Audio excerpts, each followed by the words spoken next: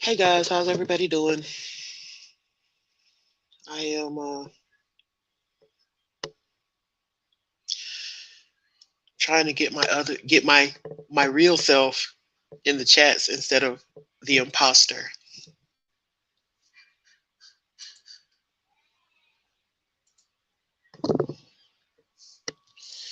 Everyone can hear me okay?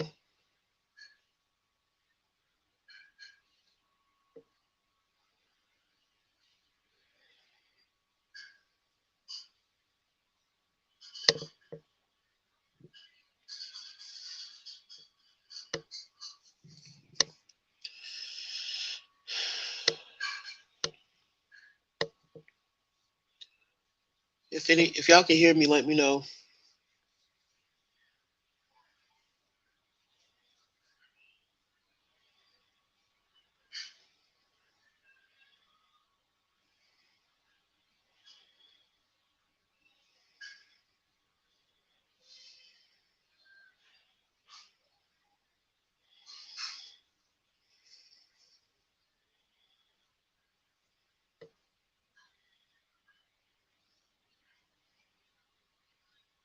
Okay, I can hear me.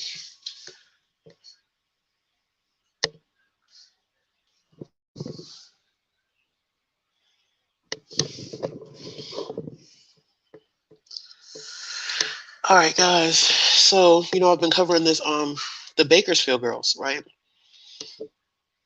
And I kind of had a feeling there was like more to that than just these girls going missing. So today, and I'm not even sure how I managed to miss this story in my research, but today I came across a news article from January that was talking about a sex trafficking arrest. Well, after that, I came up with article after article after article. So I'm not going to go over every single article I found because there's a lot of them dealing with that in the Bakersfield area. I'm going to go over the main one that I found, the initial one from January about the arrest. And then there's three others that we might get a chance to get into those because I really want to hear you guys' thoughts about this tonight so that we can just like talk about it and see what we all think. So I don't want to take up a whole lot of time just reading articles. This one actually has a video, so let's reload and let them play the video.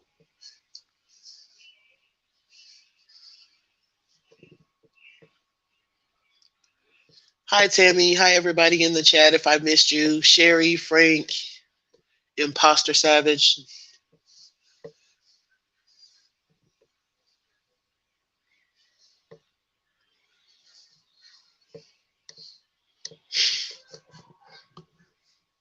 So this article actually came out, I believe, before I did the last Bakersfield Girls live.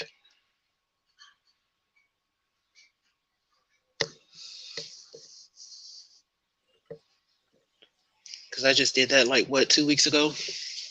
Come on, computer, speed up.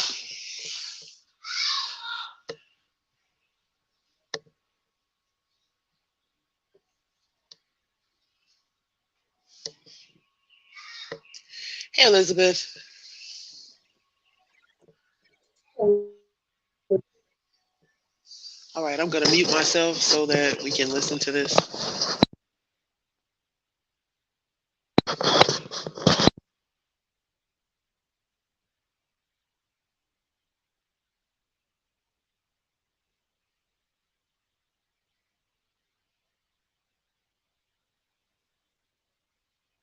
The Bakersfield Police Department and the Federal Bureau of Investigation had been investigating. Man is under arrest suspected of human trafficking. The Bakersfield Police Department and the Federal Bureau of Investigation had been investigating 50-year-old Joel Wyrick of Bakersfield since last November of last year. They suspect that Wyrick of trafficking at least one local girl. He was arrested yesterday on charges of human trafficking of a minor, prostitution of a minor 16 or older, pandering, and several firearm-related charges, according to the Kern County Sheriff's Office inmate information. He's scheduled to appear in court on Monday. If you have any information regarding this case, call BPD at 327-7111.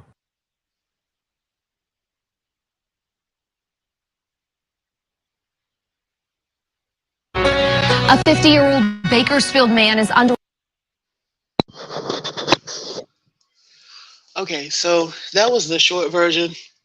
Now, in the article itself, it says that he's suspected of others. It says the Bakersfield Police Department, the Kern County District Attorney's Office, and the Federal Bureau of Investigations had been investigating Joel Wyrick, 50, of Bakersfield since November of last year for his involvement in human trafficking of a female juvenile and other possible female victims.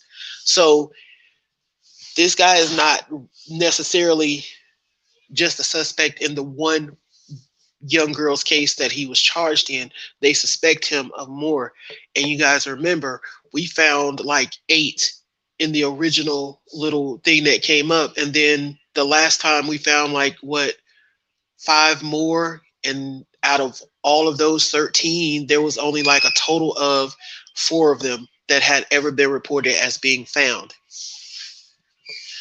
So that's the short version of that article. It basically says what she said. She just kind of omitted that one part about him being suspected in others. Here is the next article. Okay, I do not want this to play. It's muted though. Okay. DA's office says most human trafficking reports come from Kern County than any other in the nation. Understand the signs. So there are more human trafficking reports coming out of Kern County alone than in any other county in the United States. That is huge, especially when you consider that compared to places like Dallas, Houston, New York, LA, Louisiana, Miami, Bakersfield is a blip on the map. It's nowhere near as big as some of these huge metropolis areas that we have, and yet they have the most human trafficking reports of any county in the whole country. Something is not adding up.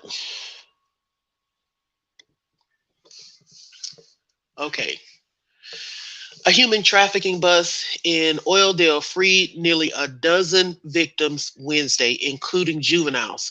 This comes as the county rolls out new efforts, and this article is dated from February 10th, so just a few days after the article that we just saw about the guy. He was like January 28th, and this one is February 10th. This comes as the county rolls out new efforts to track human trafficking and asks for your help. The district attorney's office says more human trafficking reports come from Kern than any other county in the country. Recent arrests show how a new human trafficking task force battles with the DA, what the DA calls the world's fastest growing crime. But law enforcement says recognizing the signs of human trafficking can help keep our communities safe. Law enforcement agencies, including Bakersfield Police and the FBI, arrested 3 people Wednesday on suspicion of human trafficking.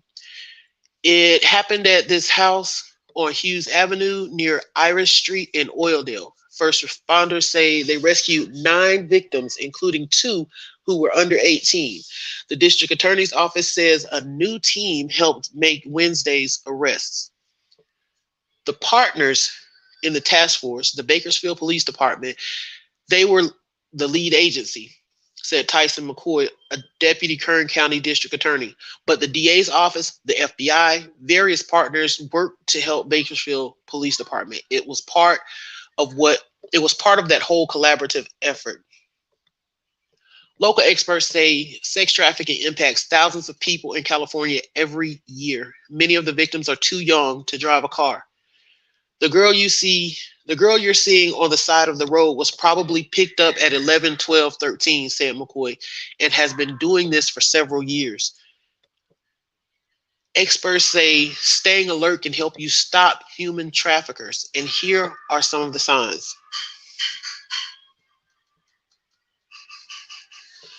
A trafficker will oftentimes tattoo their name or tattoo their victim somewhere above the eyebrow, the face, or neck, McCoy said. If they're tired, long absences away from their home or school. Knowing what happens to your kids. If you guys can hear that noise in the background, I apologize. The G babies are up and they are on it tonight. Knowing what apps your kids are using or who they're talking to, knowing who your kids are friends with, said Eileen Para, Shelter Services Manager for the Alliance Against Family Violence and Sexual Assault. As shocking as it is, some of these traffickers are relatives. It's not just this stranger comes down and kidnaps you. There are resources available for victims of human trafficking. Call the National Human Trafficking Hotline at 1-888-373-7888, or locally, the Child Protective Services Hotline at 661-631-6011. And also that would be wherever you are, your local Child Protective Services number. You can also visit the Department of Human Services website.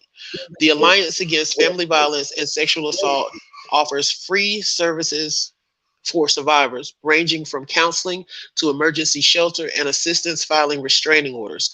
The organization also offers training seminars for Kern County residents to better understand human trafficking. If you want to learn more, you can call the Alliance Against Family Violence and Sexual Assault hotline at 661-327-1091 or visit their website. Some key things. Are you guys hearing an echo? Because I can't tell if I'm echoing or if it's just the way that this headset is going.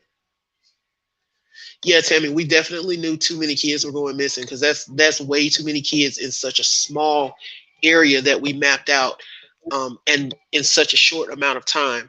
All of them first time missing, short, petite female, early to mid-teens.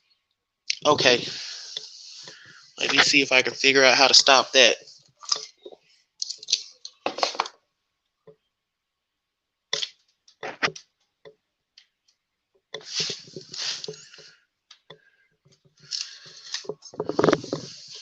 Okay, that should solve the echo problem, hopefully.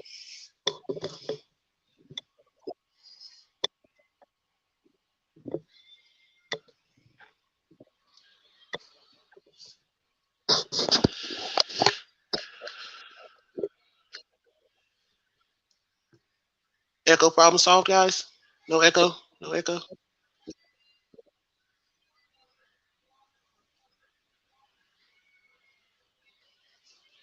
All right, so back to the article. A few key things that stood out to me in this is they pointed out that these kids are being picked up very young. He said that the girl, apparently, whomever this reporter was able to see one of the victims. They must have been at the scene. The girl you're seeing on the side of the road was probably picked up at 11 12 or 13. You might recall that I pointed out how young they pick up these victims when we were talking about Jadakiss. Jadakiss was 13 when she disappeared. So when we start seeing a rash of girls, especially girls, boys too, but especially girls who go missing at these young ages, and we're not hearing about them being like they're constantly running away or they're into drugs or they're, you know what I'm saying, they're the bad kid or whatever. Those kids as well, because those kids can probably get put in danger even more easily than the kids who don't have a bad reputation, simply for the fact that they're more, I want to say, more mature in. I'm not sure why I have an echo, because I have nothing playing. Let me see.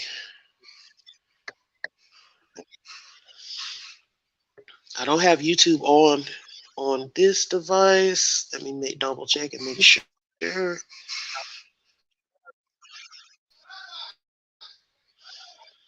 everything is closed out except for Chrome. So I shouldn't have an echo.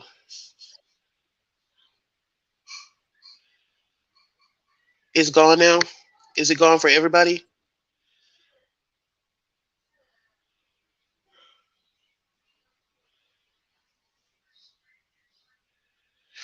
Is the echo gone for everybody, or is it still playing for anyone?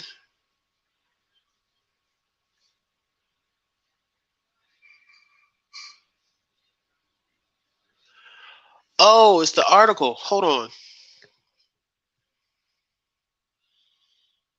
That I could easily fix.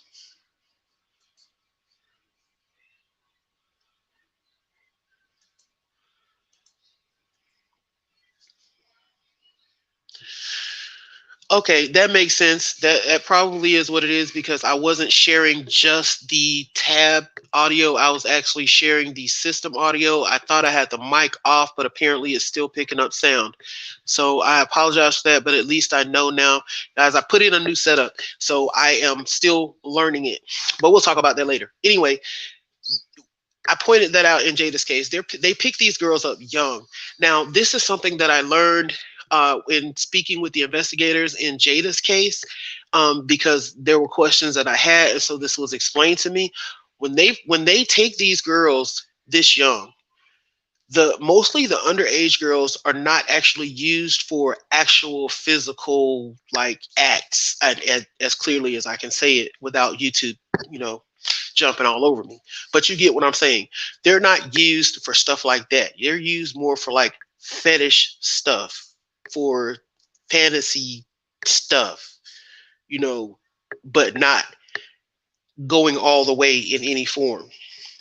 So during that process, during that time, it's kind of like they're being trained, conditioned, to just be compliant, complicit, go with the flow, do what you're told, da da da da da. And then when they come of age is when they actually start to engage. And by that time, they're well under control. They're well in hand,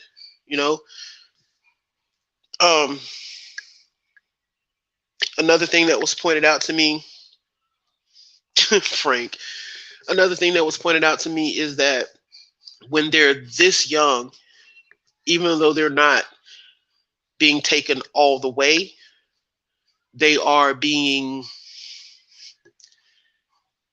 passed around to very high level people who are paying a lot of money, not even for the actual acts, but for just the other things that they're doing, the fantasy, the role playing, the da da da da, whatever. I don't even want to. It kills me to have to say some of this stuff, knowing that I'm talking about small children. You know what I'm saying? So it's like I'm thinking, and at the same time I'm talking, and I'm trying not to say what's actually coming in my head because it just doesn't fit. Some images don't fit. You don't have this image in your mind, and yet you're talking about a baby or a kid. You don't have this image. It's like talking about that kind of stuff, telling a story about a preacher. You know what I'm saying? It's like it doesn't fit. It's weird. It doesn't feel right coming out of your mouth. Okay. Another thing that he said was that As shocking as it sounds, some of these traffickers are relatives. It's not just this stranger that comes down and kidnaps you. That one really, exactly, Elizabeth, is so gross. Like, some thoughts just shouldn't even. And I hate that we live in a world where there's a reality that at times these types of things, this total innocence of a child and this totally triple X rated adult content cross over. That's a line that should never cross over. There should be no blur there, no shading, no, you know what I'm saying? There should be a clear cut line with some space in between. But that's the world that we live in, unfortunately. But in Summer's case, they spoke of, a lot of people spoke of possible familial trafficking. And so that is a real thing that we have to consider. You know what I'm saying? And they're absolutely right. Statistics already show that when a young child is abducted, a minor or a young child, then it's 9 times out of 10, it's a relative, it's a close family friend, it's not just some stranger walking down the street. It's more likely to be mom, uncle, brother, cousin than it is to be the RSO living down the street, because that's just how it works. It's usually going to be family. So that got me to thinking about, these girls that are just popping off missing in that area, in that very small area that we mapped out. How many of them had family members involved? Like, maybe there is a trafficking organization, but maybe they've all got like one family member that's into that criminal lifestyle and decided to make a quick buck by selling off their sister, daughter, niece, cousin, stepkid, in-law, because it was convenient, because they had access and they could turn a quick buck. All right.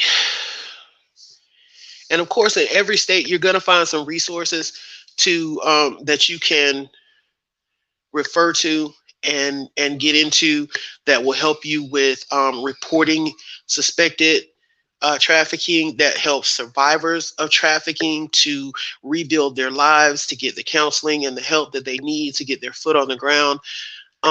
So we have that in every community. It's usually something that if you need access to that or you need information about that, you can most likely contact your local police department or sheriff's office, and they will have they have special units and investigators for these types of criminal investigations who will have access to that information.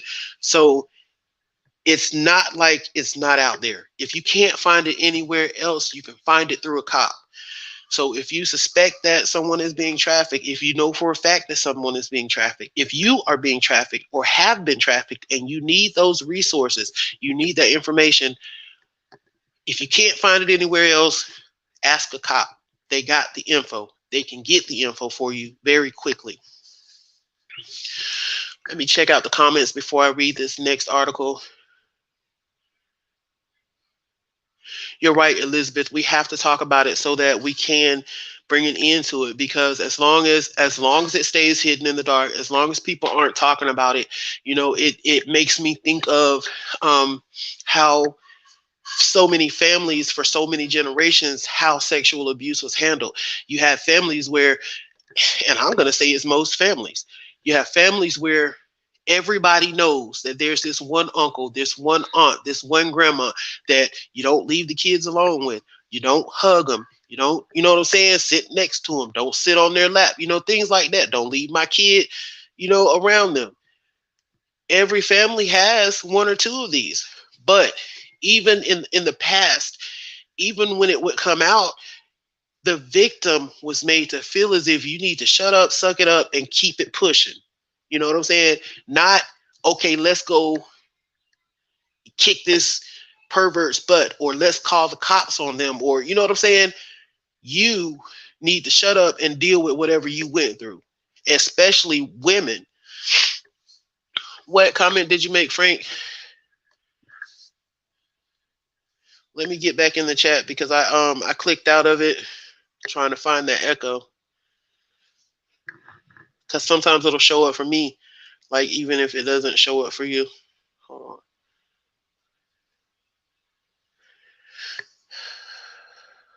See if I can find it.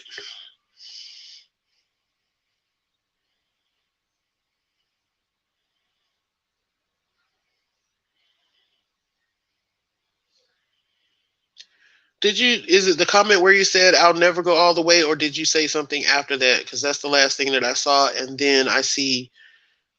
Where did my comment go? Hey, Sleuth Mom, no problems. Replay Nation, Replay Nation. Um, so yeah, the resources are out there, and we just really have to be aware of these things. And if we suspect anything, if you got that gut feeling, find a way to take that person to the side. You know what I'm saying? To ask how they are. If they need help, let them know that you're there to support them.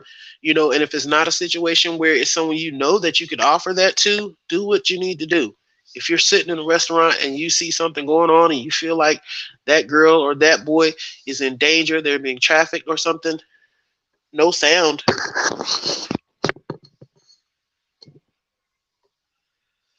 Okay, what is going on?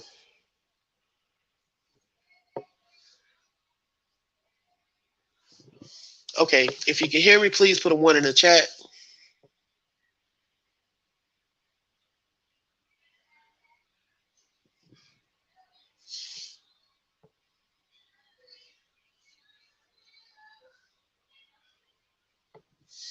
Okay, Frank can hear me. Sleuth can hear me.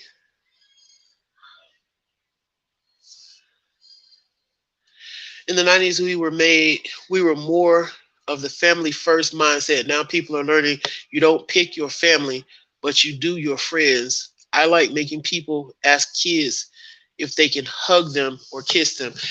That is a very good point. Now, here's the only thing that I'll disagree on is you don't pick your family, because I sure pick mine. I'm just gonna tell you, I'm just that type of person. I know everybody ain't like me. I'm kind of strange, but I'm just that type of person. I have people who I've met, friends or whatever, whom I consider to be family more than my DNA family. You know, I have people that I am no blood relation to that I will walk the mile for them. They say walk through a den of lions and pork chop draws. I will. And then I have family members that I absolutely will not. I will stand there and help throw you to the lions if I had the choice. So yeah, but everything else there, 100%, I agree. You know, back in the day, it was families first. It was you don't talk to the police. You don't tell what goes on in this house. You know, what happens in Vegas stays in Vegas. What happens in my house stays in my house. And I'm so glad, Frank. I love you guys so much. I do.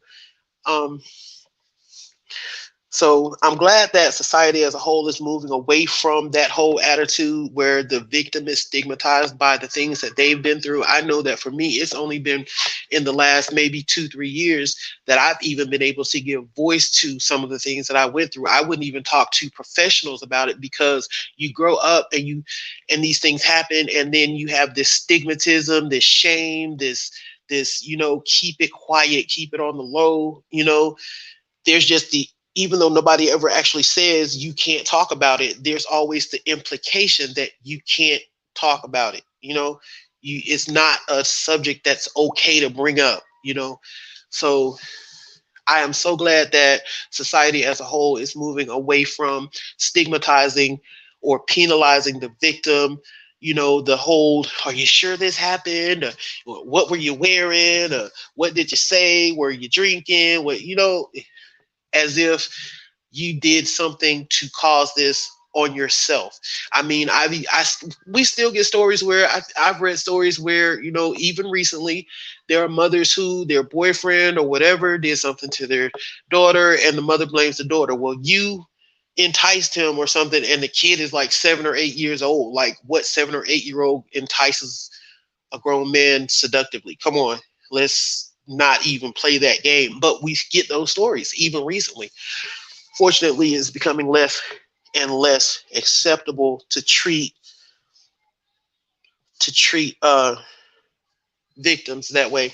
So this is going to be the last article, and then we're going to talk a little bit more. This article is from March the 23rd. This one I just found, so I'm not familiar with it. So we're going to be reading this at the same time together. Let me get it up here on the screen.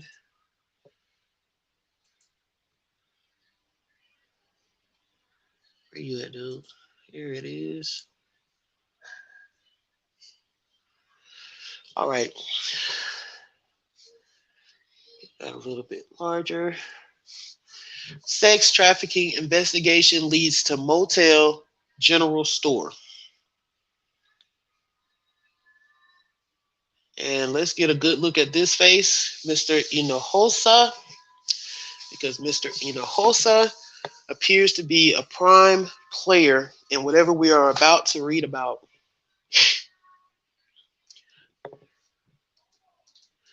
Police said a 20-year-old woman was forced to perform sex acts at a motel and a country store and a county store. Human trafficking investigation. On March 21st, detectives with the Special Investigations Bureau concluded an investigation into human trafficking that was reported to have occurred at two separate locations. The Red Roof Inn, located at 17,000 block of Dumfries Road in Dumfries, and Oak Hill General Store, located in the 12,000 block of Cons Road in Manassas. I wonder how close this is to Bakersfield. Okay. That evening, the investigation revealed that the accused drove the victim, identified as a 20-year-old female acquaintance, to both locations where the victim engaged in sexual acts with a different man at each location in exchange for money.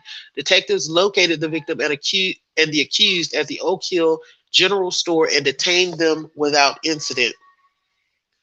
Further investigation revealed that the victim recently traveled to Prince William County to meet the accused, who provided transportation and received a portion of money that the victim obtained for arranged encounters. Following the investigation, the accused, identified as Bartolo Cano Hinojosa, was arrested on March 21st. Bartolo Cano Hinojosa, 37 of the 14,000 block of Bakersfield Street in Woodbridge. And I think this came up in the search because of the Bakersfield Street address, but we're going to read it anyway. Was charged with human traffic, pandering, and using a vehicle to promote prostitution. In other police news, there were two more incidents of gunfire in Prince William County. All right, we don't need to know about gunfire. We're gonna let me make sure where this is. Prince William County. Because I searched a certain set of terms, and I believe that this search just came, that result just came up because of,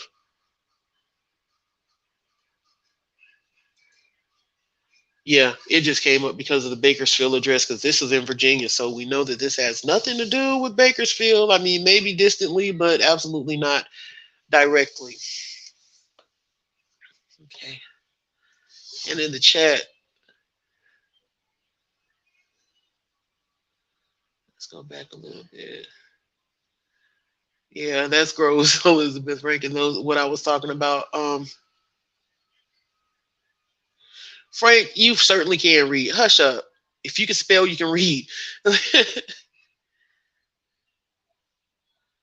Where's Tammy? Tammy says, I came from a family that members was molested. I caught a lot of trouble from my family for speaking out, but there's a part of this sickness, the family keeping quiet. Elizabeth, I feel you. Tammy, I feel you 100%. It was the same way in my family. Like right now, for a fact, there was me and at least two other relatives in my family, very close in age to me, that I know for an absolute 100% fact were victims of the same person. And there are three others actually, that I suspect were victims of this same person. And one that I really, just until now, it didn't even cross my mind, but that person would have been extremely vulnerable. And so this one person, just by my own calculations in my family, this one person probably has at least 7 victims, 3 that I know for a fact, including me. So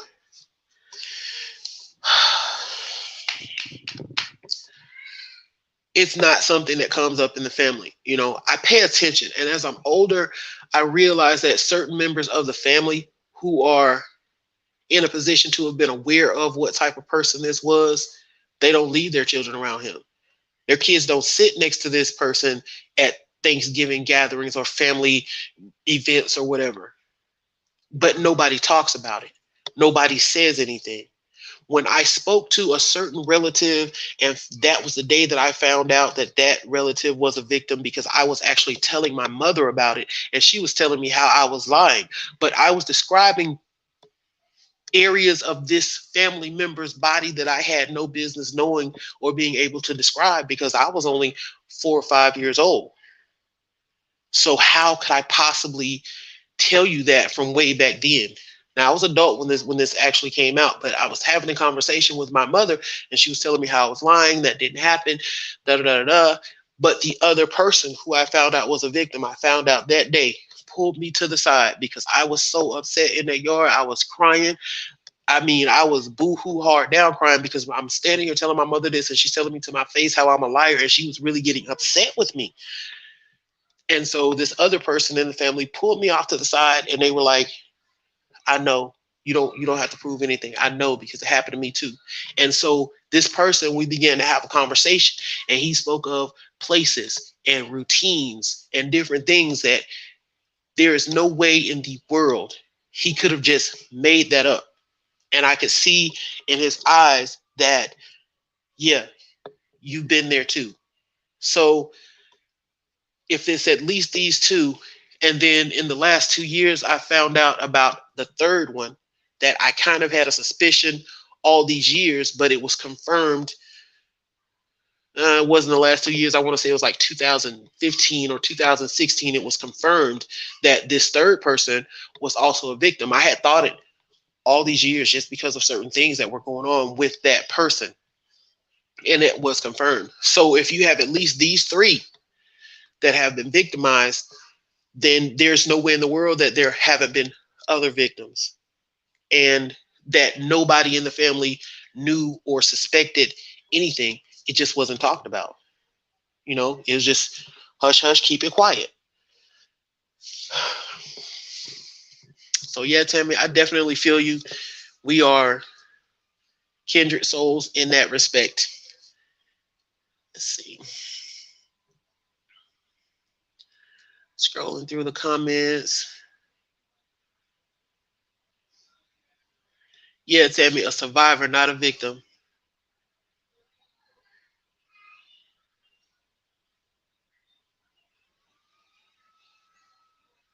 Frank, you on Marvelous Investigation.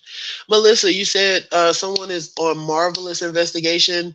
I think I missed something there. Who's on? Who are we talking about? Oh, Frank Meister. Okay, I just scrolled up a little bit. Let's see.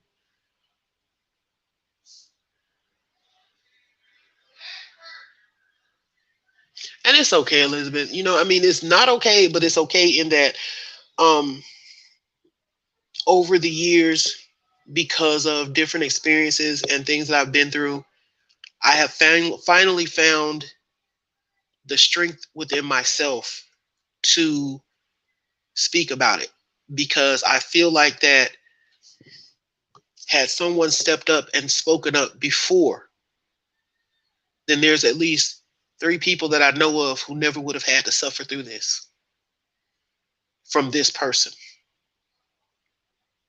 So if you think about, this person has 3 victims in this family. What if this family has 3 or 4 or 5? Because we see in Summer Wells' case where that whole family is pretty much throw a rock and you're going to hit a pedophile. So imagine 3 times 3 times 3 times 3 times 3. So it's not easy to talk about, especially not the details. And it just kind of has to flow when it flows when I do talk about it.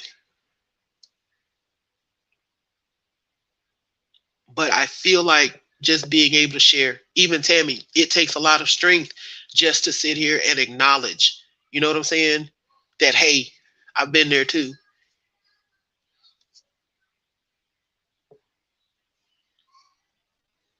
Even if you aren't sharing your own personal story or experience, it takes a lot to get from a point where,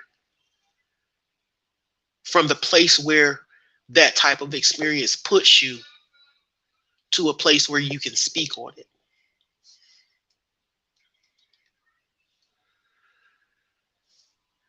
Let's see. Tea with Sherry. I got that from my dad. He didn't believe me until my cousin spoke up too. And you're lucky that he did believe you. And I'm so glad that even if he didn't believe you at first, that he believed you when it came from a second person as well, because he could no longer make excuses. And I know it sounds bad to say that I commend him since he didn't believe you at first, but I mean, I commend him for the simple fact that to this day, my mother still doesn't believe me. And I can't even say it like that because I'm 98% sure that she knew what was going on and was probably complicit in it. To this day, my mother denies it. And sometimes it's just under whatever circumstances that the person that you've cried out to acknowledges the truth of your experience. Because depending on family dynamics, I don't know, Sherry, exactly who your abuser was or what the circumstances were, but depending on the family dynamics, some people can't possibly, it is easier for some people to believe that this child is making this up than to believe that this person I've known all my life did this horrible thing to this child. And I know that kind of doesn't make sense to some people, but to the ones who've been there and know what I'm talking about, it makes perfect sense. And so for a person to be able to come from a point of not believing you to, you know what, I'm going to have to believe you over this person, whoever it is, my brother, sister, cousin, dad, uncle, mom, whatever. I'm going to believe you over them because even though I've known this person, I never thought that they were that type of person. Anything's possible. So I just commend him for being able to break through that, because if he's older, then he's from that generation where people were conditioned not to talk about this, not to say anything, not to bring it up. It was a shame. It was an embarrassment. It was the victim's fault. So for him to break through that barrier and to be able to say, you know what, I believe you, I stand with you, then that's a major step, especially for an older generation person. Elizabeth says, hopefully people won't be as afraid to speak up about it nowadays. I really think teaching internet, social media safety is key. Yeah, that, and just opening up a line of dialogue. I mean, just being able to just talk to your children, talk to your nieces, your nephews, your cousins, your neighbors' kids.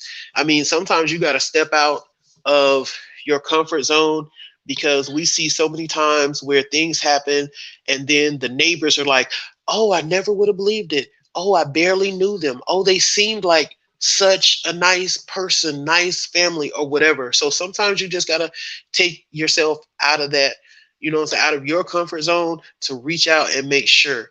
Like they always say, it takes a village to raise a child. You might not necessarily be responsible for raising that child and making sure they're safe and okay on a regular basis, but you can keep your eyes open and make sure that they don't come to any serious harm.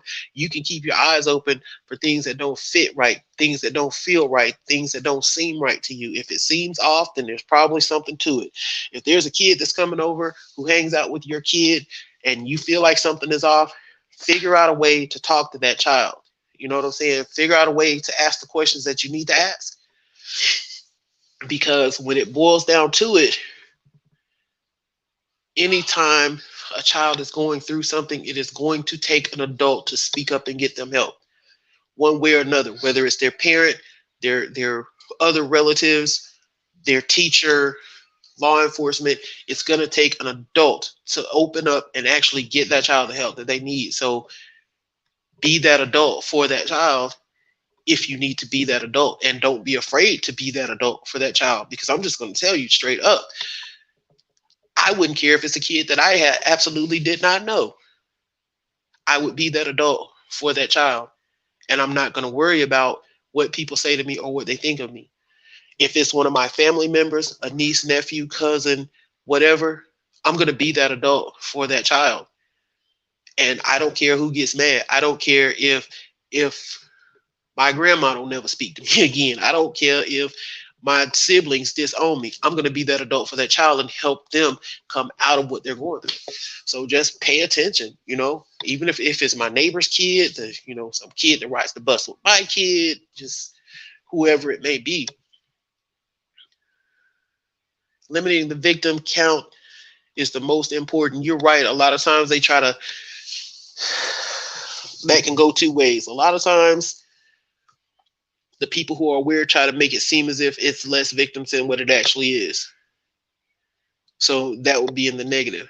In the right way, in the positive sense, then trying to identify the perpetrators and get them out of the picture before they can hurt anywhere else is a good way of trying to limit the victim count. So, but either way you meant that was a very, very good point. Yeah, don't blame yourself, Savage. I was just 4 years old, and yes, you remember. I don't blame my cousin that didn't speak out. They believed me. They said I embarrassed the family by taking them to court. Oh yeah, I never blamed myself.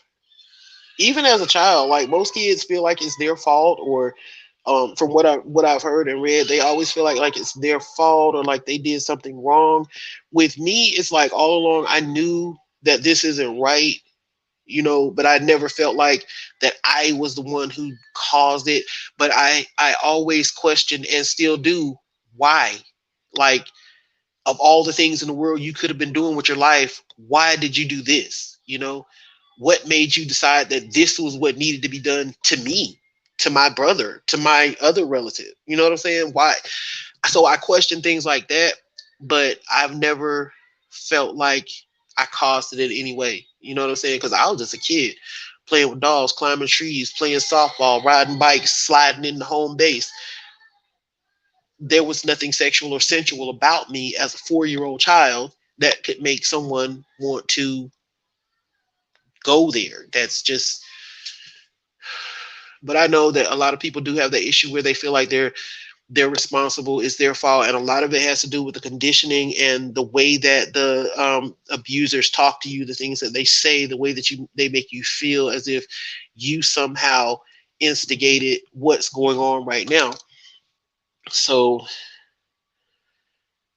and I imagine that could be hard. I know it's been hard for me in its own ways, not so much oh, it's my fault, what did I do wrong, but it's been hard for me, in so many ways that I can only imagine, I can only imagine what that weight must be like to go through life feeling like that somehow it was your fault. That's a bit much.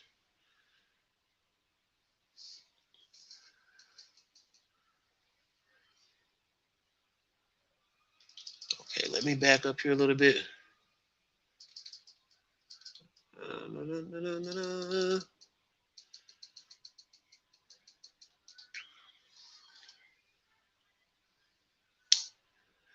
Okay. Elizabeth says, it's a scary world out there. Kids also are weary as they think us old people don't understand social media. Just because it wasn't around when we were kids doesn't mean we don't understand it. Man, these young kids think we don't understand anything, honestly. But you're right. I'll tell you, I talk to my son sometimes. My baby boy, he is 22 now.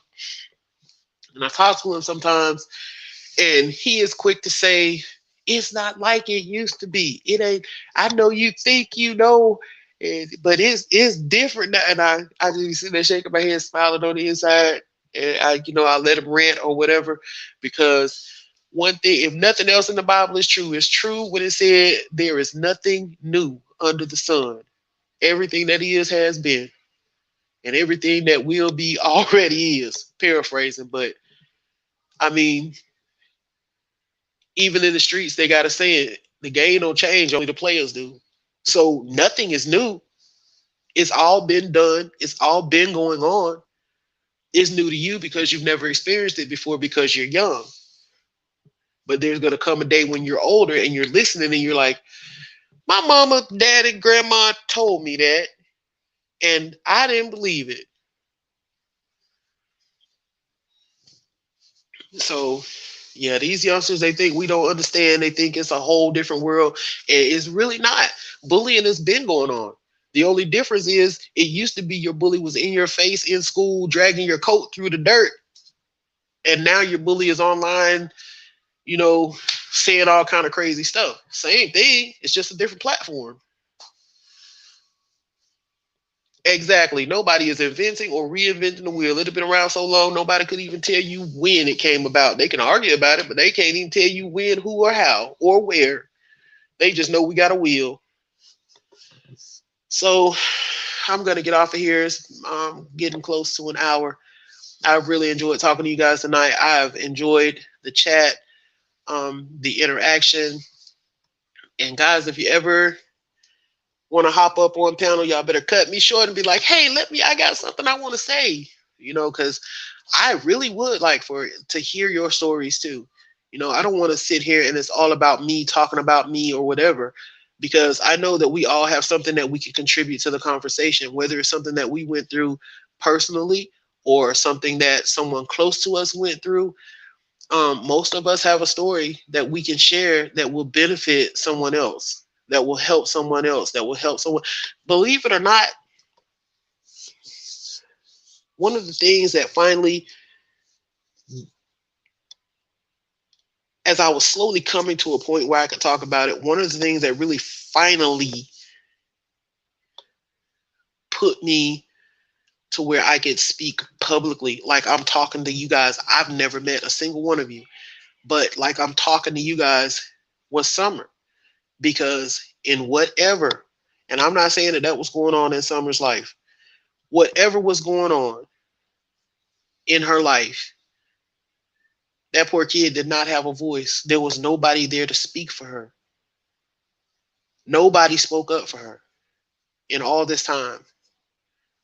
Not saying that she had some super horrible life that some people are trying to portray, but she definitely didn't have this perfect life that sometimes a family might want to try to portray. Somewhere in the middle. But what she didn't have for sure was a voice, and she definitely doesn't have one right now. So Summer's case is what really kind of brought me to a point where I could open up about different things publicly. Yeah, but let me get off of here. 53 minutes and counting. Guys, good night. I love y'all. I will see y'all soon. Hopefully, I'm waiting for a call from the investigators tomorrow in the Jada McNeil case. I've been messaging back and forth. So hopefully this week, preferably tomorrow, I will be able to let one of the investigators present her story for you. I am still working on that. I just don't want you guys to think that I've given up on Jadakiss. Please join the Facebook group for Jadakiss McNeil.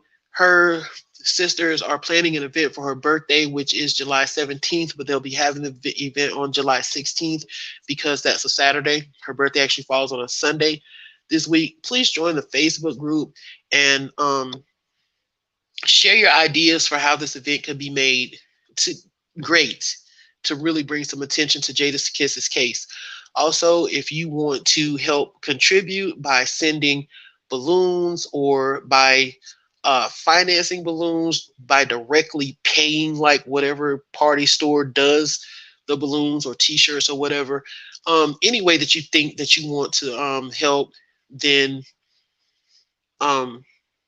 put those ideas out there. Even if you wouldn't be able to, if it's an idea that you have that might help to make Jadakiss's birthday event a nice event, put that idea out there on the Facebook group. Let's just brainstorm together and see what we can come up with.